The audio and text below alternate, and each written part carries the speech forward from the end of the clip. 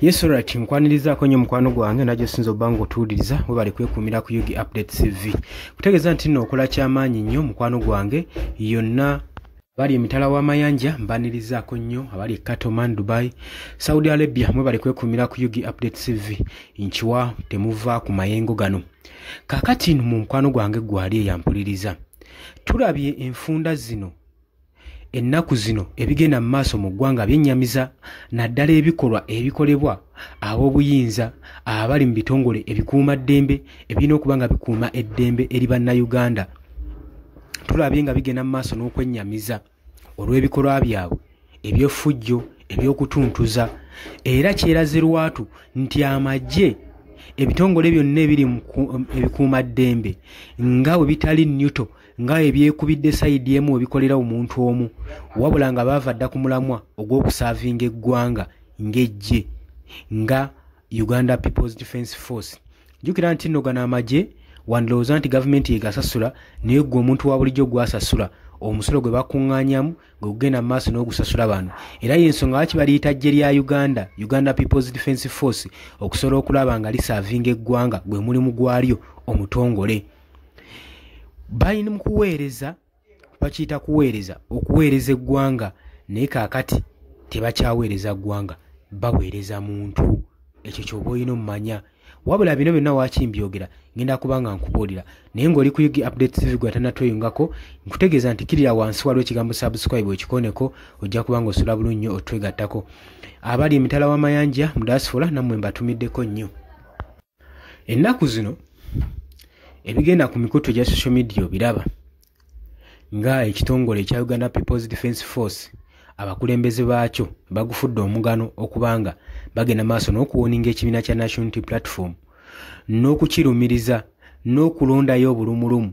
Kati nno oluvannyuma lw'okirumiriza ennyo nga mpawo omusango bayinza basalira olw'ensonga nti nno ababaka bayisa ddali n'etteeka ne baleeta ku ttebo mu Parliament nga baagala Minister of Defence Force aveeyo annyonnyole alage aclarifyinge approvinge uniform z'amagye zibateekeddwa okwambala so that ekibiina kya National Unity Platform kirekerawo okutuntuzibwa na uniform yaakyo nga abakulembeze mu ggye erya Uganda People's Defence Force bavaayo nga balumiriza okubanga ekyambalo kino kyekuusa ku kyabwe wabula bukyanga babagamba kuvaayo ku clarifyinga kino kyabalema.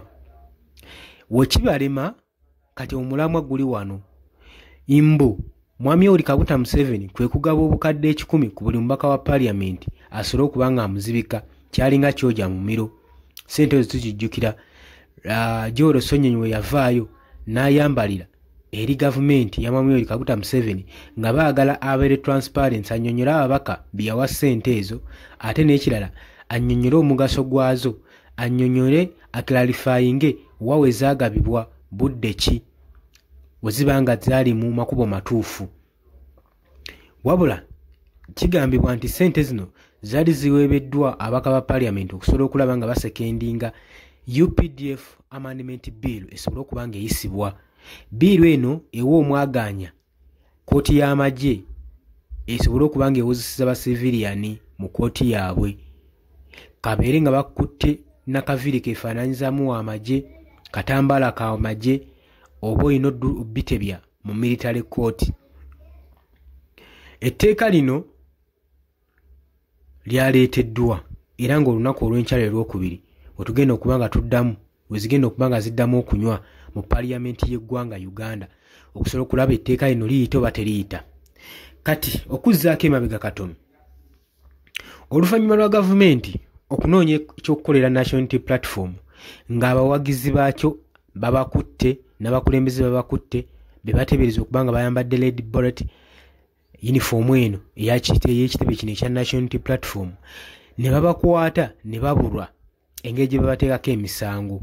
Kati gavumenti kye yakoze yajjidde neewa abaka Parliament omusimbi basobole okuba nga basekendinga etteeka lino erya UPDF Bill Amendment Bill we linaayita kitegeeza tageti yaabwe bano abaami tageti yaabwe bagitadde ku kibiina kya National Unity Platform era y'ensonga lwaki olaba nga alina etteeka lyagala okuyisibwa. Newankubadde Supreme Court yavuddeyo n'egamba judiciary teyina kyeyetaaga okujjako just training okusobola okulaba nga basobola okuhandolinga ensonga zino eza military cases.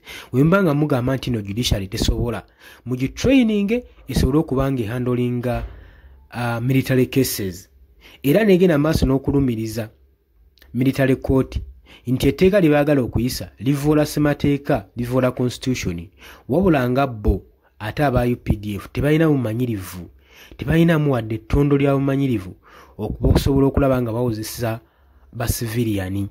Era bagamba eddembe ly'owa civilian, eddembe ly'abantu lijja kuba nga litaataaganyizibwa olw'ensonga nti nno n'embeera n'engeri gye boogera mu communication yenyi n'olulimi olukozesebwa mu kooti y'amagye luwaawukanira ddala ku basiviliani engeri gye bategeeramu. So ye ng'agamba tekyandibadde fair kubanga tteeka lino liyisibwa. UPDF yandibadde esigala eri independent ne kooti yaayo, wabula abaka abasinga bavayo nga bagamba nti military court si kooti, it's a disciplinary committee, ate nga bagamba nti disciplinary committee aba alina ku disciplininga ba agent be era be ab'amagye. Teraba waaki ate agenda maaso n'okunoonooza ng'anoonyayo basiviliani, ekintu ekikyamu ennyo era kibagaanidde ddala.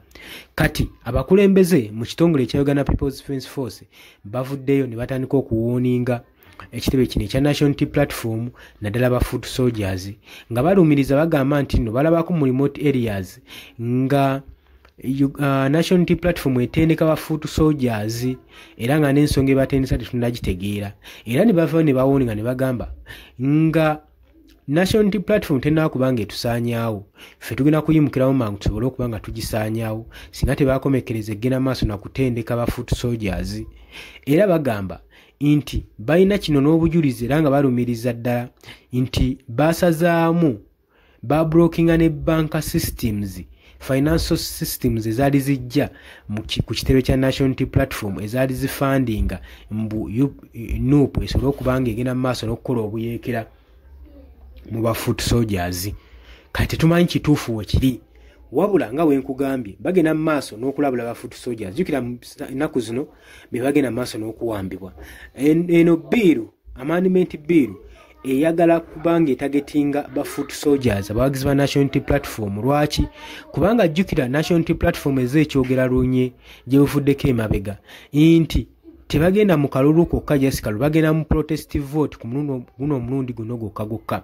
Nagamba protest vote kitegeeza nti okuba akalulu naye ne balabamu obutali bwenkana nga tebalabamu justice, kwegamba obwenkanya ne bubulamu mu kalulu kano ke bakubye. Abantu bano kitegeeza baba baddembe okwekalakasa ku ebyo ebivudde mu kulonda oba ebisaliddwawo akakiiko aka Electoral Commission ku ebyo ebiba bigenze mu maaso n'okulumira.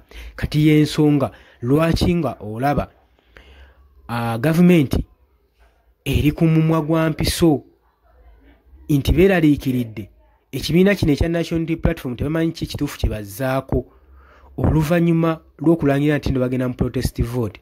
Kyokka akaseera ke bandi basuubiddemu okubanga bavaayo beekalakaasa tebavuddeyo kwekalakaasa. That's why bagenda mu maaso n'okuwamba abaana ab'ekitebe kino.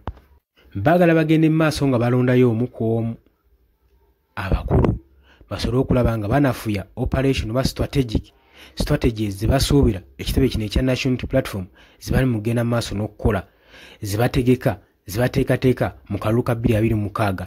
Y'ensonga lwaki olaba batandise okuwamba abali ku lusegerere lwa Robert Kyagulanyi Ssentamu omukulembeze w'ekibiina kino ekya National Unity Platform.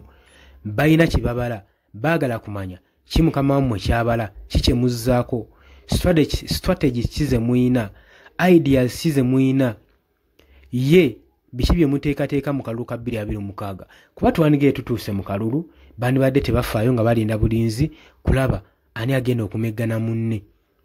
Naye baabuwe abasajja bano bagenze maaso n'okuba nga batagetinga abawagizi b'ekibiina kya National Unity Platform. Era biiru eno weeyisibwa ojja kulaba nga teri n'omu ajja kuddamu kwambala kakkala kamyufu kano mu kibiina kya National Unity Platform, kubanga babadde enfunda eziwera banoonya engeri gye bayinza obbafundirizaamu n'obbakyeteekako amateeka engeri ekyabuze, kubanga ne Minister of Defence Force yalemererwa okuvaayo clarifyinga uniform eno ya National Unity Platform oba it's a military uniform ekyo kyabalema kakino tebakirinaako ngeri okujjako okuyita mu ngeri ey'ekikola ekyokuwamba n'okutuntuzibwa n'okubatwala mu kkooti ab'ekibiina kya National Unity Platform. Obadde oli ku Yugi Updates TV nga kw'osinzira obba ng'otuwuliriza gwe atanatoyungako kutegeeza kira wansi waliwo ekigambo subscribe kikoneko obeere nga atoyungako. Mbagaliza olunaku olulungi mweraba.